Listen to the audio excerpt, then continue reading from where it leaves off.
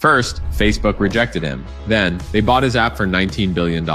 However, this isn't just the story of your typical Silicon Valley founder. It's the story of Koum, a refugee kid who came to the US with nothing. At 16, he stood in a welfare office with his mom, collecting food stamps while she cleaned houses to survive. So, Jan taught himself programming by reading manuals at secondhand bookstores that he couldn't afford to buy from. His obsession wasn't money or fame. Instead, it was privacy. Because growing up in Soviet Ukraine, where every phone call was monitored, he became determined to build something different. 9 years later, after a long run at Yahoo, he interviewed at Facebook and got rejected. Most people would have moved on. But Jan went home and bought an iPhone instead, and right as Apple launched push notifications, he called his old Yahoo friend Brian Acton, and together they started WhatsApp, a simple private messaging app at $1 a year. While Facebook was chasing ads and data, Jan held on to his Soviet survival instincts. Then years later, Facebook came knocking with $19 billion.